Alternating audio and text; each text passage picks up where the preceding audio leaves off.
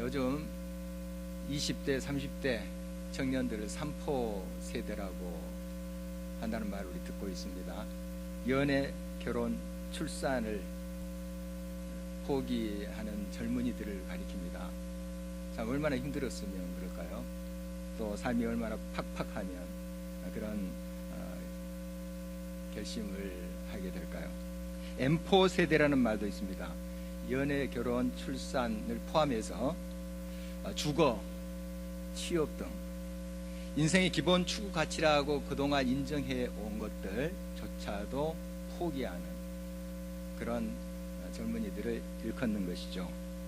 청소년들은 어떻습니까? 대입 시험이 이제 100일 앞으로 다가오고 있습니다. 참 열심히 준비하고 노력했는데도 잘 안 되는 경우가 많잖아요. 특히 수학은 기초가 없으면 아무리 발버둥 쳐도 힘듭니다. 그래서 이 바쁜 시기 곧 시험 날짜는 다가오는데 이게 효과가 없는 것은 내려놔야 되잖아요. 그리고 조금 효과가 나타날 암기 과목이라든지 이런 것에 치중하기 위해서 수학을 포기합니다. 그런 학생을 수포자라고 한다고 합니다. 재물포라는 이야기도 있더라고요. 재물포. 재 때문에 물리 포기했어. 이런 뜻이래요. 재물포. 재는 물리의 어려운 개념 혹은 물리 선생을 가리킨대요.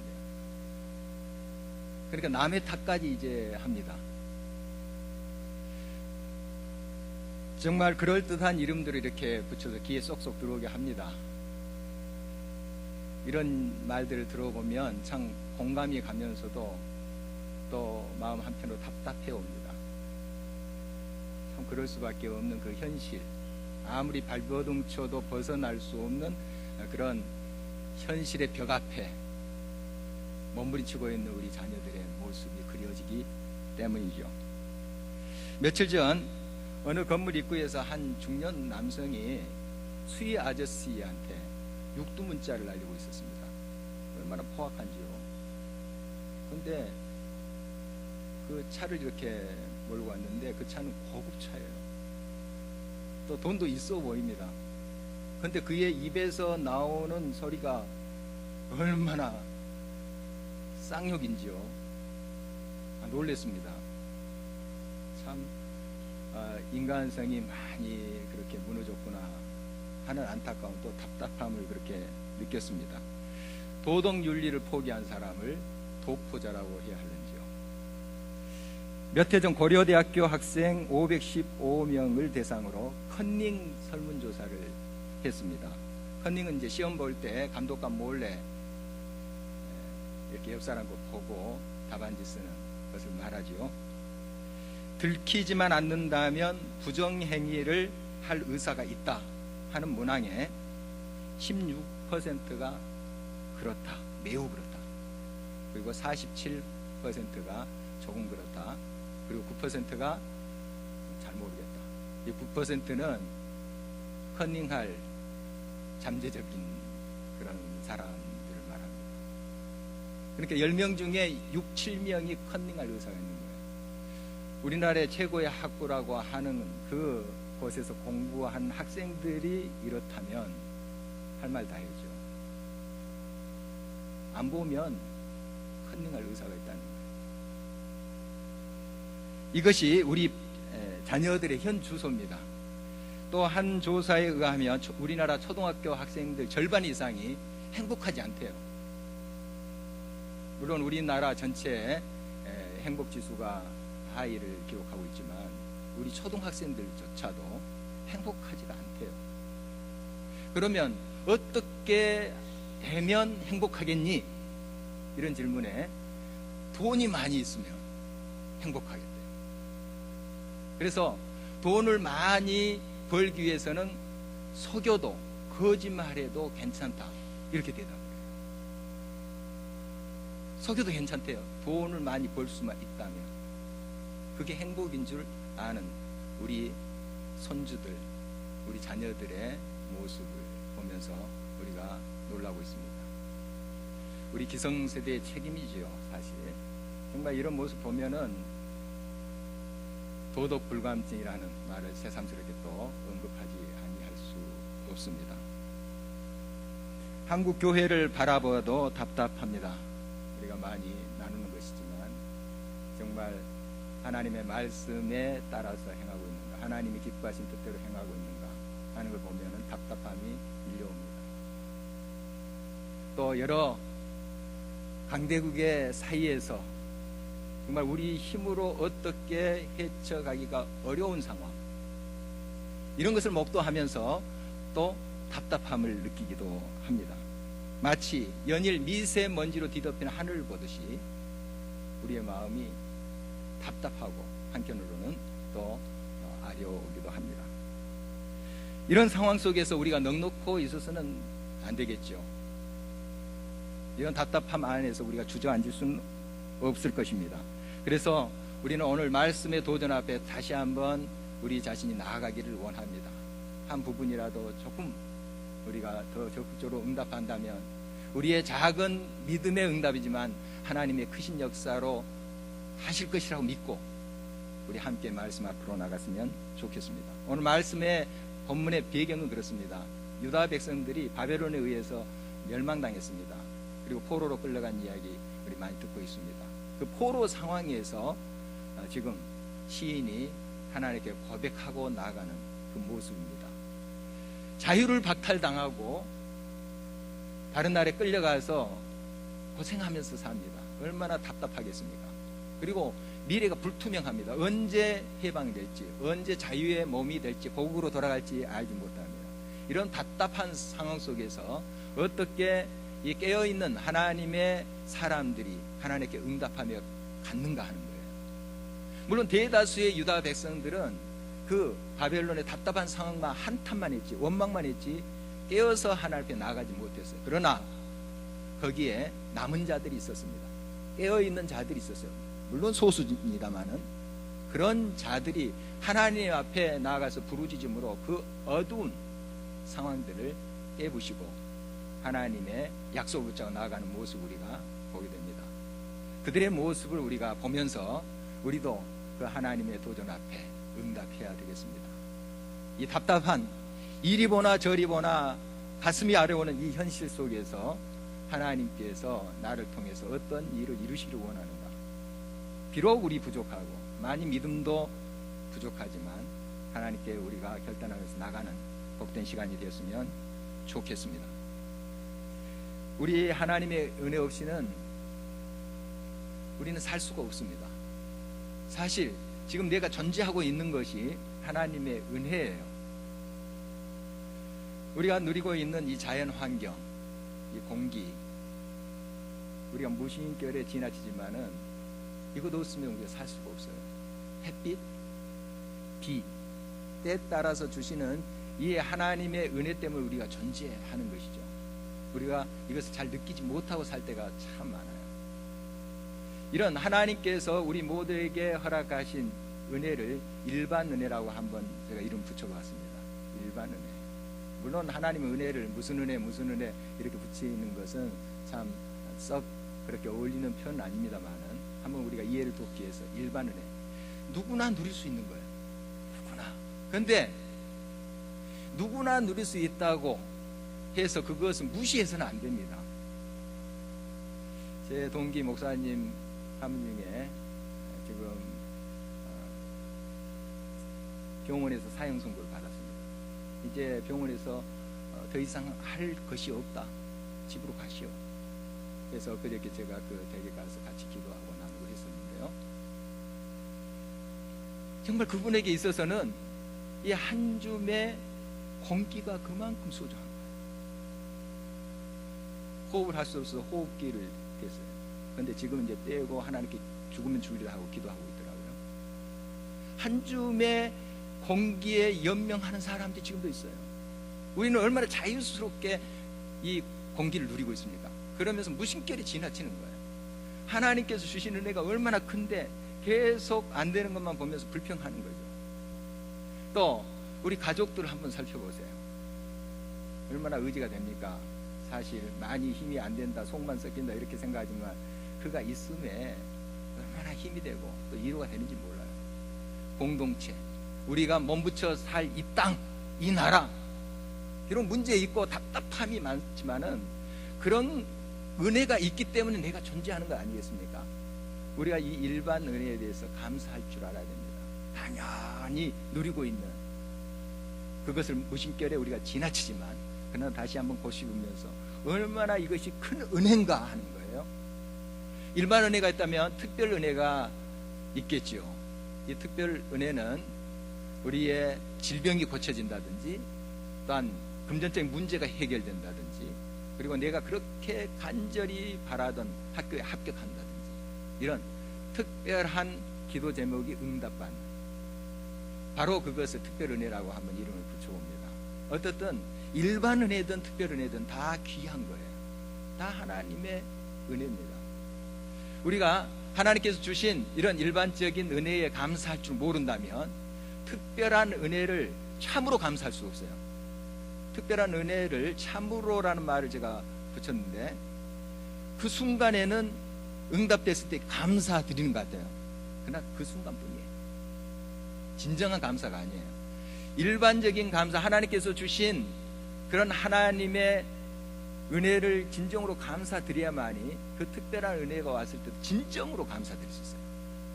진심으로 하나님께 영광 돌릴 수 있어요. 우리에게 주신 하나님의 일반 은혜에 감사하고 더불어 특별한 은혜를 주신다면 얼마나 더 감사한 일이겠어요. 오늘 이스라엘 백성들의 특별한 은혜라는 것은 그들이 바벨론에서 해방되는 거예요. 포로에서 자유케 돼서 자기의 고국으로 오는 거예요. 이것이 이제 특별한 은혜가 되겠죠. 물론 바벨론 그 상황 속에서도 하나님은 그들과 함께 하셨으면 일반 은혜가 있었어요. 숨쉬고 또 그들이 누리며 또 살 수 있는 여지가 있었습니다. 그러나 그들의 특별한 은혜는 그 속박 속에서 자유를 잃은 상황에서 건짐을 받는 거죠. 그게 그들의 간절한 또 기도였습니다. 오늘 13절 말씀에 보면은 주께서 일어나사 시온을 긍휼히 여기시리니 지금은 그에게 은혜를 베푸실 때라 정한 기한이 다가오미니이다. 이런 고백을 하고 있는데요. 정한 기한이라는 것은 하나님이 약속하신 그들의 해방을 말합니다. 자유케 되는 것, 고국 땅으로 돌아오는 그것이 지금 다가온다는 것인데 중요한 것은 반드시 이 약속이 지켜집니다. 그런데 하나님의 은혜를 누리는 시점을 우리가 오늘 본문에서 주목해서 봐야 됩니다. 지금이라는 거예요. 지금은 그에게 바로 시온 하나님의 백성에게 은혜를 베푸실 때라. 지금이에요. 그러니까 앞으로 그들이 해방될 거예요. 그들이 목도할 겁니다. 눈앞에서 자유케 되고 해방되고 고국에 돌아오는 그 일을 보게 될 거예요. 하지만 지금 이미 하나님의 은혜가 그들 가운데 역사하고 있다는 것을 깨달아야 된다는 거죠. 지금이에요. 나중에 합격해서 나중에 다 응답받아서 기뻐하는 거 할 수 있어요. 그러나 하나님의 약속을 믿고 지금 감사하는 거예요. 지금 내가 은혜를 받고 있음을 내가 확신해서 고백하는 것이 참 중요합니다. 그때 정말 내 속에 그 은혜에 대한 감사가 있고요. 그리고 오늘 말씀이니까 돌들도 기뻐하고 티끌도 하나님의 은혜를 받는다. 티끌조차도 내 몸에 붙어있는 티끌조차도 하나님의 은혜 속에 감사하면서 또 하나님을 찬양한다는 말씀하고 있습니다. 여러분 지금 바로 이 시간에 우리는 감사될 수 있어야 됩니다. 약속을 바라보고 믿고 붙잡는 사람은 지금을 감사합니다. 물론 광야길이 될 수도 있습니다. 아직 응답이 확실하게 내 눈앞에 안 보일 때가 있습니다. 그러나 확실한 것은 하나님의 약속이에요. 그 약속을 믿고 믿음의 사람들은 지금을 감사하면서 지금을 하나님의 은혜에 대한 응답으로 나가는 것을 보게 됩니다. 고린도 후서 6장 1절 2절에서 사도 바울은 이사야 말씀을 인용해서 이런 고백을 하고 있습니다. 우리가 하나님과 함께 일하는 자로서 너희를 구원하노니 하나님의 은혜를 헛되이 받지 말라. 이르시되 내가 은혜 베풀 때에 너희에게 듣고 구원의 날에 너를 도왔다 하셨으니 보라 지금은 은혜 받을 만한 때요. 보라, 지금은 구원의 날이로다. 바로 지금 구원의 날이다. 지금입니다. 그래서 지금 하나님께서 역사하신 것을 우리는 봐야 되는데 어떤 자가 그것을 보게 될까요? 눈뜬 자가 봅니다. 영적인 눈을 뜬 자가 봅니다. 육안으로는 답답해요. 정말 벽을 만나는 것처럼 캄캄합니다. 그러나 믿음의 눈을 떠서 하나님을 바라보는 자는 그 하나님의 역사하심이 지금 이미 임했다는 것을 그들은 깨닫게 됩니다. 바로 하나님께서는 영광 중에 나타나시고 무너진 곳을 다시 건설하신다는 사실을 그들은 확신합니다. 하나님은 이러한 모든 새롭게 역사하시고 회복하시는 그 목적을 이렇게 오늘 본문은 말씀하고 있습니다. 여호와께서 시온을 건설하시고 그의 영광 중에 나타나셨습니다. 그리고 15절에는 모든 왕들이 주의 영광을 경외하리라. 여러분, 하나님께서는 우리를 회복합니다. 여러분 한 사람 한 사람의 삶의 특별 은혜로 함께 하세요. 그 목적이 있어요. 여러분을 사랑하기 때문에 그렇죠. 그리고 또 한 가지는 더 근본적인 것은 열방이 하나님을 하나님됨을 인정하게끔 하기 위한 거예요. 야, 저 사람 길가의 교회에 다닌 걸 내가 알고 있는데 저 힘든 상황에서 어떻게 그가 저렇게 회복됐지? 어떻게 그렇게 존귀함을 받는 자리에까지 갔지? 사람들이 그것을 인정하게 하신다는 거예요. 정말 예루살렘이 초토화됐습니다. 돌 위에 돌 남지 않을 정도로 바벨론이 짓밟고 갔어요. 성전도 부서졌습니다. 초토화됐어요. 거기에 다시 무언가 세워지리라 참 꿈꾸기 어려웠어요. 그러나 하나님 그걸 회복하시겠대요. 왜요? 자기 백성을 사랑하기 때문과 동시에 하나님이 하셨다 하는 것을 그 백성들이 고백하고 또 주변 이방 나라들이 고백하게 하기 위해서 하나님이 그 일을 이루신다 하는 거예요. 여러분, 반드시 하나님의 백성인 여러분들 하나님이 세우십니다. 그리고 그 세우실 때 많은 사람들이 진정 하나님 살아 계시는구나, 여호와 하나님은 참 신이시구나 고백토록 하실 거예요. 열왕이 하나님을 경외하도록 와서 경배하도록 하는 것이 하나님의 목적입니다. 여러분, 하나님은 이 약속과 이 모든 하나님의 계획을 이루시는 분이십니다. 그러므로 우리는 항상 하나님 앞에 겸비하게 엎드려 하나님께 간구해야 됩니다. 오늘 17절 말씀 보면 여호와께서 빈궁한 자의 기도를 돌아보시며 그들의 기도를 멸시하지 아니하셨도다. 빈궁한 자, 나 스스로 회복할 수 없고 이룰 수 없는 그런 자를 말합니다. 힘이 없는 자, 나약한 자를 말합니다. 이스라엘 백성들, 그 유다 백성들이 바벨론 포로 상에서 그들이 할 일이 없었어요. 힘을 다 잃었어요. 그들 스스로 일어날 수가 없었어요. 그만큼 짓밟혔던 거죠. 답답하고 아프지만 어찌 할 바를 모르고 있었던 때, 그러나 하나님께서 기도하는 자를 그 가운데 일으키십니다. 빈궁한 자, 하나님, 나 스스로 할 수 없습니다. 나는 빈손입니다. 나는 능력 없습니다. 하나님 도와주세요 하고 하나님 앞에 간절히 기도하는 자를 하나님은 요청하고 계시는 것입니다.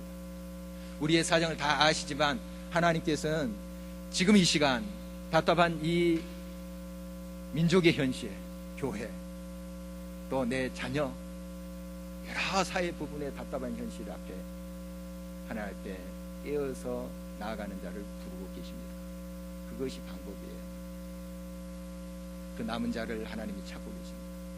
하나님 앞에 간구할 때 하나님은 그 기도 멸시치 아니하십니다. 하나님의 약속은 지킵니다. 그러나 하나님의 방법은 깨어있는 자를 통해서 하신다는 사실을 기억해야 될 것입니다. 우리가 하나님 앞에 깨어서 간구해야 될 때입니다. 계속해서 18절 말씀 후반부를 보면 창조함을 받을 백성이 여호와를 찬양하리로다. 창조라는 게 뭘까요? 무에서 유가 되는 거예요. 정말 예루살렘 초토화돼서 그 무라고 할 수 있어요. 아무것도 없어요. 뭐 있다면 돌멩이들, 잡초들이에요. 정말 이곳에서 하나님이 창조의 역사를 이루신다는 거예요. 하나님만이 하실 수 있는 거예요. 우리는 할 수 없지만 하나님의 능력을 믿고 나아가는 자를 통해서 하나님만이 하실 수 있는 일입니다. 여호와 하나님은 자기 백성을 돌보시며 돌아보시고 또 들으시며 해방시키시는 분이다. 오늘 본 말씀 계속해서 그렇게 말씀하고 있습니다. 부모 돌보시고 살피시고 보시는 분이세요. 지금도. 그리고 들으시는 분이에요. 여러분의 머무림과 탄식을 들으십니다. 여러분이 탄식할 수 없는 것, 여러분 마음에 있는, 심령에 있는 성령의 탄식 소리를 듣고 계셔요. 그리고 결국 해방하십니다. 자유케 하십니다. 이것이 하나님의 계획이시고 역사이십니다. 결국 우리를 이렇게 하나님께서 구원하시고 회복하셔서 하나님의 더럽혀진, 무너진 명예를 회복하실 거예요.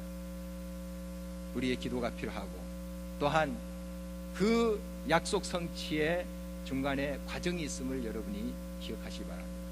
이스라엘 백성들이 애굽에서 어렵게 살다가 430년 만에 해방이 되죠. 그리고 나옵니다. 약속의 땅을 향해. 그런데 바로 약속의 땅에 들어가지 않아요. 광야가 있습니다. 여러분의 삶 속에 이 광야가 있음을 절망하지 마십시오. 결국 하나님의 약속대로 그 젖과 꿀이 흐르는 땅으로 허락하십니다. 특별한 은혜로 함께 하세요. 그러나 그 사이에 과정이 있어요. 광야가 있어요. 이스라엘 백성들은 그 광야를 견디다 못해 돌아가겠다는 거예요. 다시 애국으로 보내달라는 거예요. 원망 불평하면서 그 광야의 시간들을 허비했던 그들의 모습을 봅니다. 하나님의 징계가 막심했죠. 여러분, 이 광야의 길을 믿음으로 잘 가시기 바랍니다. 이 과정에 정말 우리가 해야 될 일은 빈궁한 자로서, 겸비한 자로서 하나님 앞에 나아가는 거예요. 그리고 이 답답한 현실을 하나님께 직고하면서, 하나님, 우리 스스로 할 수 없습니다. 주님 도와주세요. 깨어있는 부르짖음이 우리에게 있어야 될 것입니다. 오늘 23절 말씀에 보면 그가 내 힘을 중도에 쇠약하게 하시며 내 날을 짧게 하셨도다. 하나님의 약속을 믿고 선포하는 시인이 또 분위기를 바꿔서 굉장히 어두운 고백을 하고 있습니다. 내 힘을 중도에 쇠약하게 하시며, 바로 이것이죠. 우리 스스로 할 수 없음을 인정하게 합니다. 광야를 지나게 하신다는 뜻이에요. 그리고 결국 하나님밖에 없습니다. 하나님만이 나의 구원이시고 이 답답함을 타게 할 수 있는 그런 길이 하나님께만 있습니다. 이런 고백을 하게끔 하는 과정이에요.